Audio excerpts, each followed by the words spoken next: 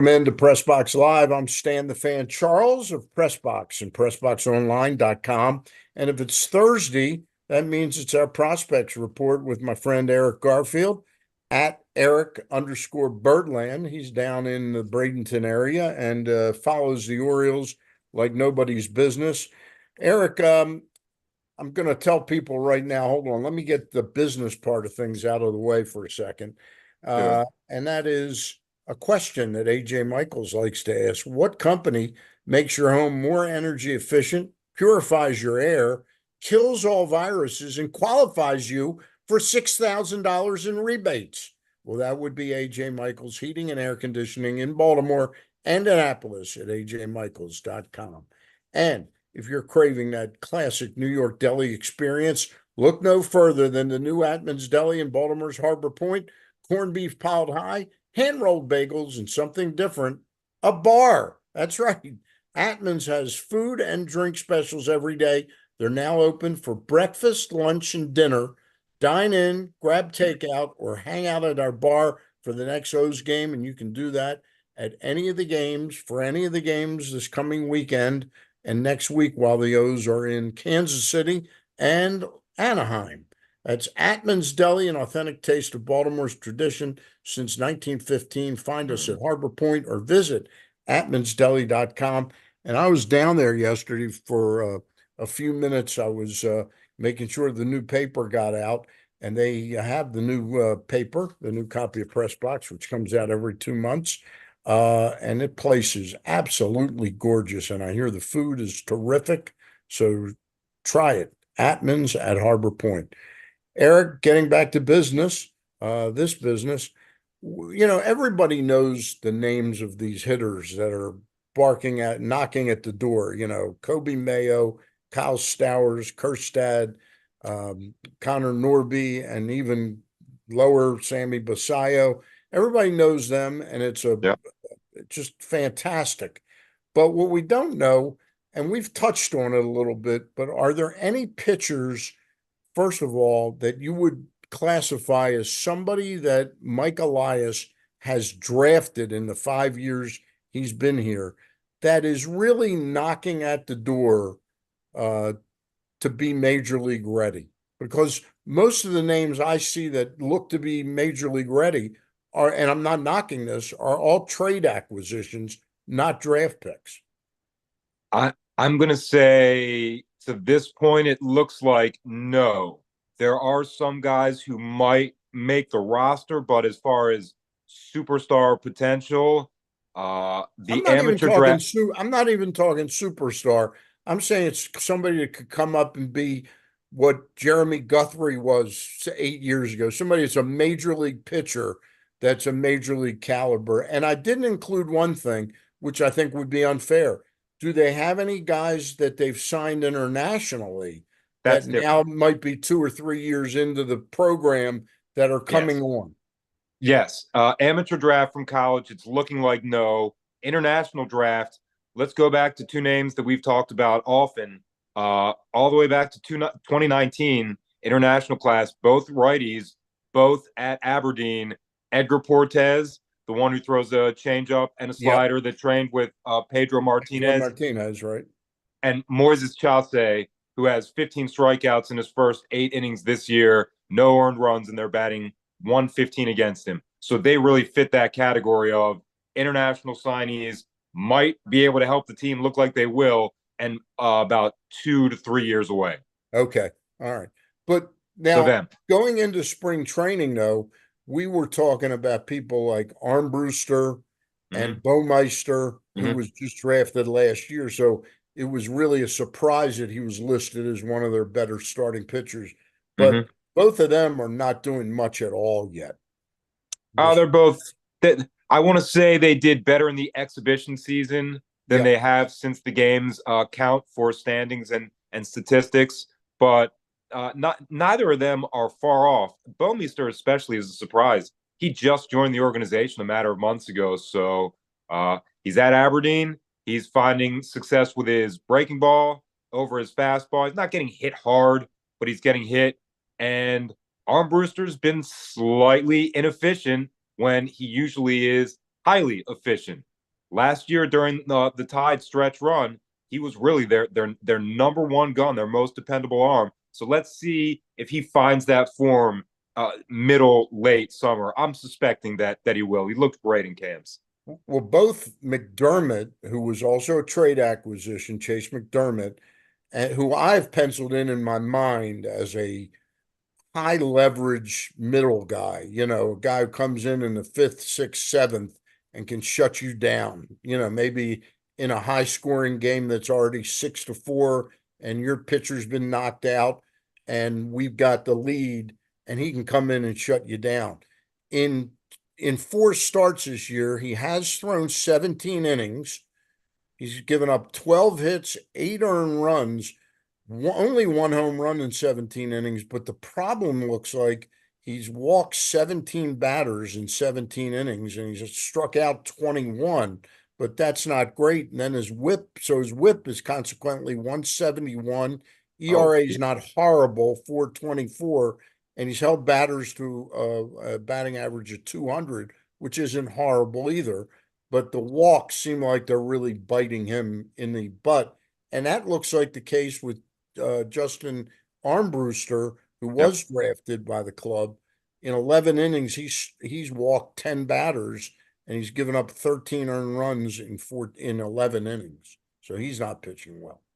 These do not sound like the statistics of pitchers who are ending rallies and shortening innings. It kind of sounds like the opposite.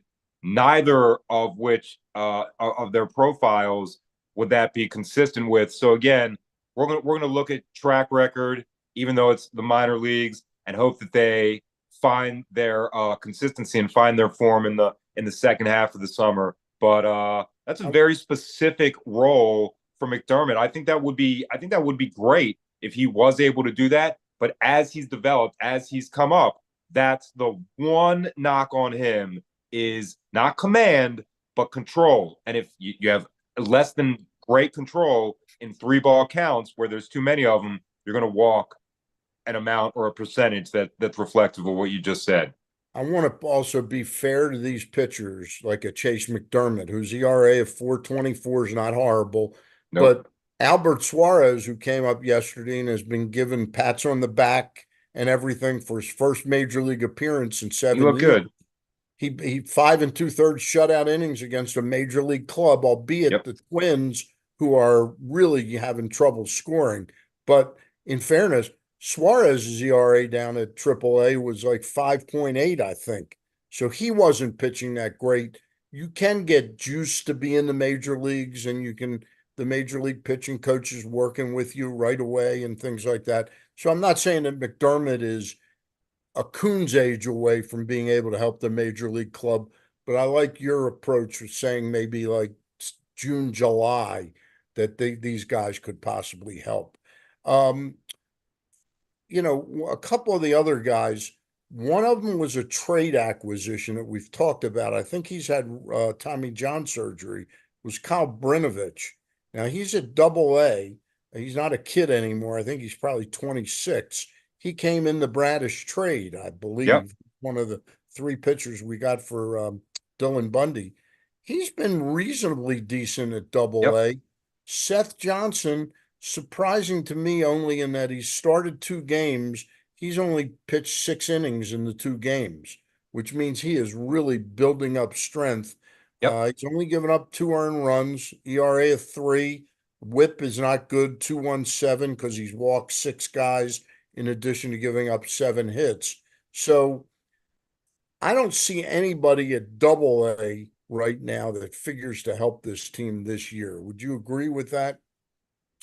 It looks that way now, and it's going to be tough for that workload, especially of Seth Johnson's, who's a starter, Yep. to be ready to be used at the big league level. Probably Norfolk, so it's going to look good for his development. But this year, I just don't see either of them contributing to the Orioles, especially while the Orioles are contenders. There's ways to develop and finish development at the major league level, but I think the Orioles are going to have their eyes on playoffs and Yeah. hopefully a little bit more than just making the playoffs this year. Yeah. I think what's going to happen with the big league staff, and our fingers are certainly crossed that Kyle Bradish, who pitched the other night and threw 3 innings, 44 pitches, and struck out, I think, 4 batters, didn't walk anybody, that he sort of comes back maybe around May 20th, something like that, in another month. And it's almost as if it didn't happen, only it delayed his season. But I think the biggest need the club has pitching wise is probably going to be end up being addressed by Mike Elias talking to David Rubenstein and saying, "Hey, we've got Craig Kimbrell closing out games. We got Cano's doing well.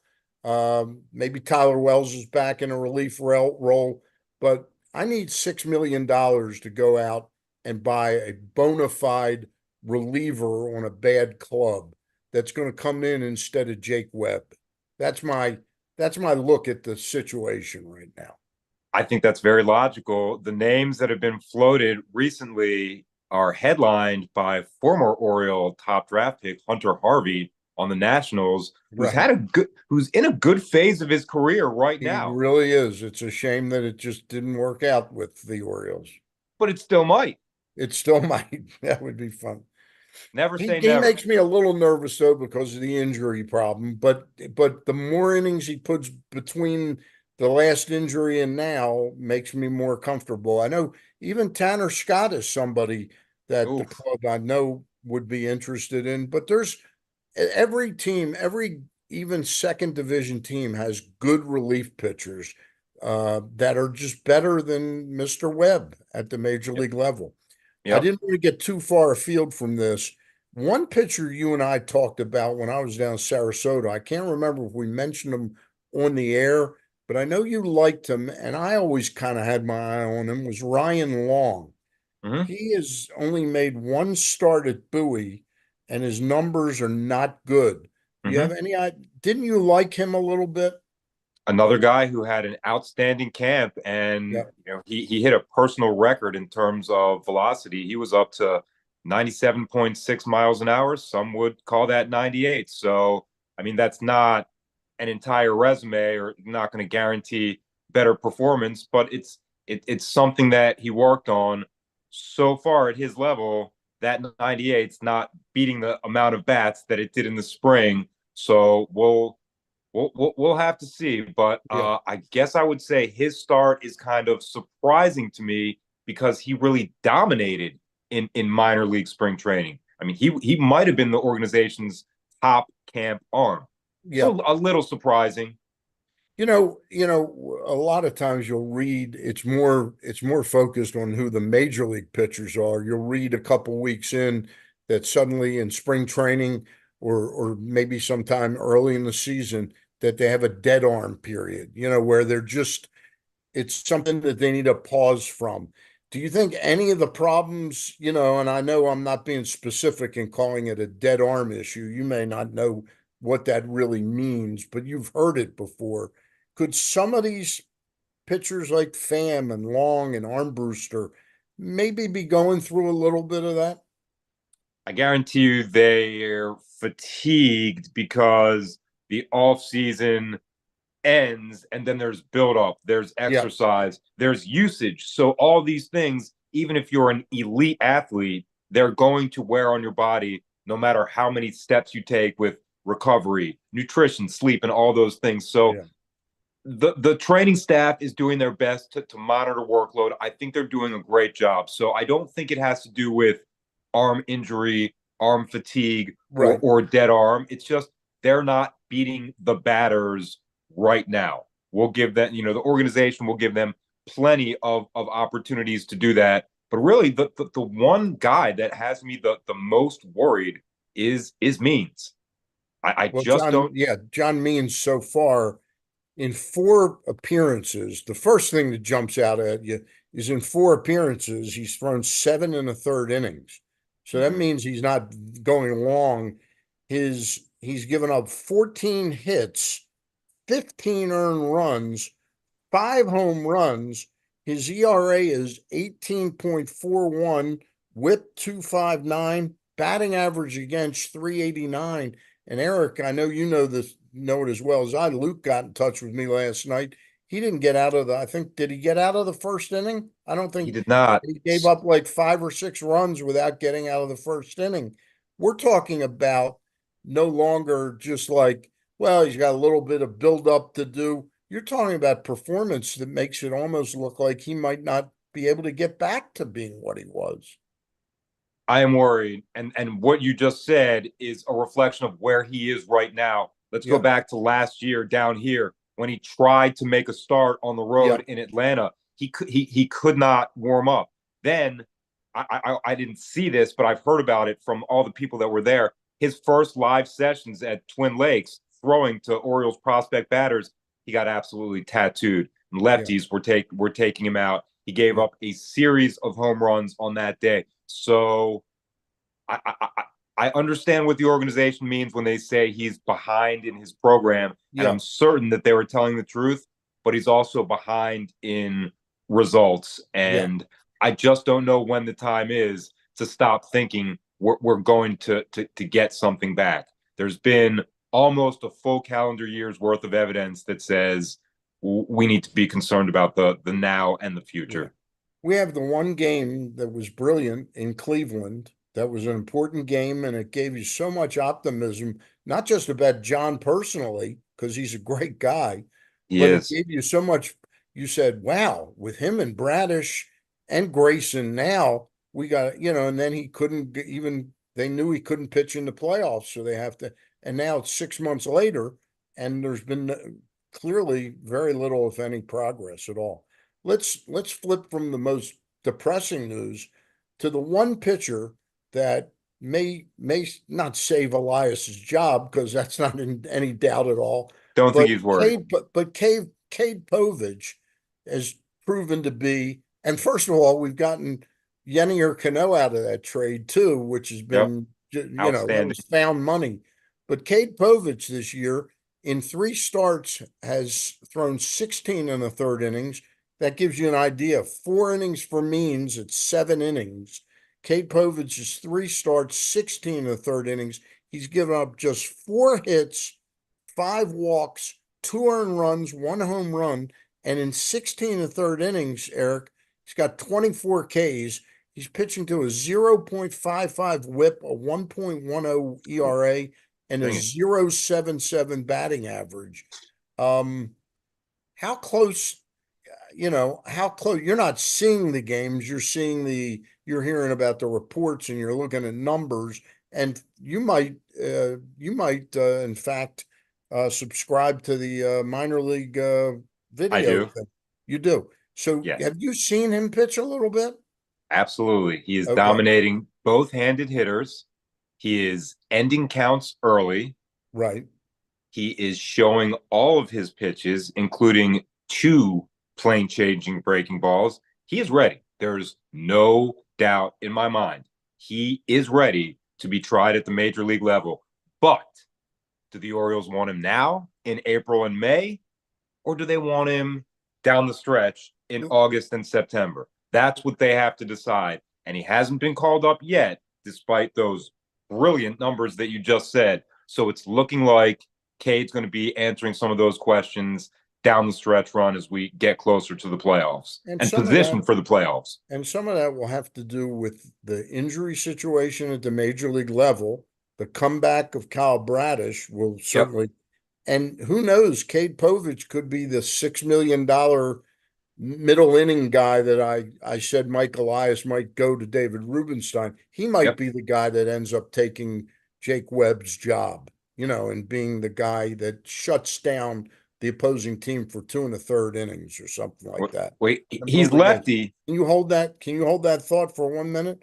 I Let can. me just tell folks a little bit about the Costas Inn. We'll come back and wrap it up, finishing up with Ryan Long, because I know you got an important date tonight. All right. I do. Not like a date, but you've got something you got to get done.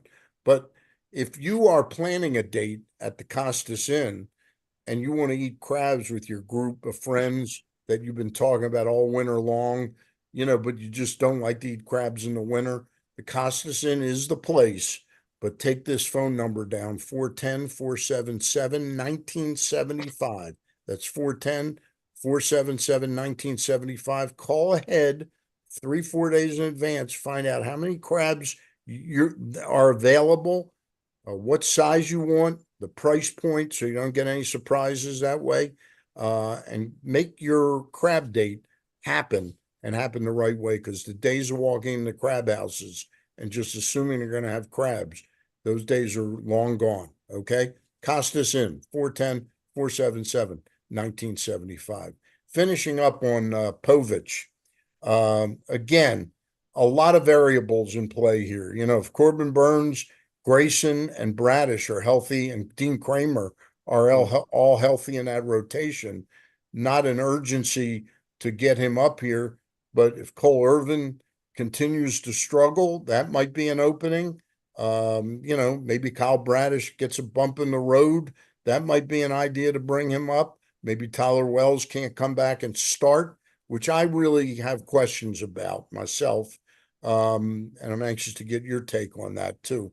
But so you think Povich is real close, if not ready right now?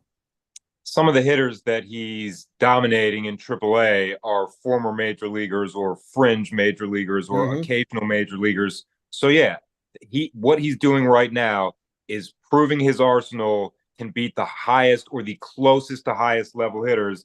The only thing left is your major league audition and trying your stuff against them. So yeah, out of all the names we've discussed, he's not proven to be the best, but he's proven to be the Most ready. readiest Yeah. in the spring of 2024. Gotta say, pretty exciting. We've got names and names of hitters, even if it's just one right now, and it's going to be more later. But to have one at all is pretty thrilling. Povich I looks I great. I expect some of the names we talked about. We didn't get into Baumeister that much, but you've Right. pointed out two international league signees Yep. that are 2 to 3 years away, but they're trending upward. And their names Fast. again are Moises Chausse, Edgar Portes, both at Aberdeen Ironbirds. Aberdeen. Go see him at Aberdeen. So folks can stop by Aberdeen and see them. But All I'm right. expecting Armbruster to get better. I'm expecting Alex Pham to get better. I'm Absolutely. expecting Johnson to trend up. But we do have, and Chase McDermott, I think, is close. And especially if they want a reliever arm, I think he's the guy. One other question about Povich. Has his control been better? 5 walks in 16 innings is pretty darn good. Is this better than his control has been in the past, Eric? Yep. So just like a hitter, something that he worked on in the Yep. offseason, because in his live sessions against Orioles hitters, then his scrimmages and camp games, I can't think of him having more than 2 3-ball counts. So he's hot right now. He's in a good phase. He's doing every single thing the organization is asking in terms of development, getting better, which is sometimes hard when you're already pretty good. And first of all, I want to remind folks that Eric and I were present the night that Paul Skeens pitched for Pittsburgh in the breakout game. And Speaking of dudes opposing who look him good. was Cade Povich, who did not look poor at all Nope. in that ball Nope. game. Yeah. Nope. Nope. Both the Orioles pitchers did well in that game. Yeah. Povich and Bright. And Bright is pitching at Bowie, right? Yep. Correct. Okay. All right. That's going to wrap it up for today. We'll be back next Thursday with more topics. It's all pretty exciting, but I think we've given the fans a real glimpse of the folks that can help this season and the picture down there. And we'll take a look at this. We'll revisit this in June sometime. All right, Eric? I look forward to that. All Absolutely. right. And by the way, the new prospects have arrived, the new international guys for extended spring training. So we're going to talk about them in the coming weeks as well. All right. And you can check out video and other posts of Eric at Eric_Birdland. That's it for today. I want to thank our sponsors, AJ Michaels Heating and Air Conditioning, our friends at the new Atman's Deli in Baltimore's Harbor Point, and of course, our old reliable, the Costas Inn. That does it for Eric Garfield. I'm Stan the Fan, and we'll see you down the road soon. I'll be on Monday with the boys. Actually, I won't be because it's the first night of Passover, but we might go early that day, a little earlier on Monday. And then Eric and I will be back next Thursday. All right, that does it for now.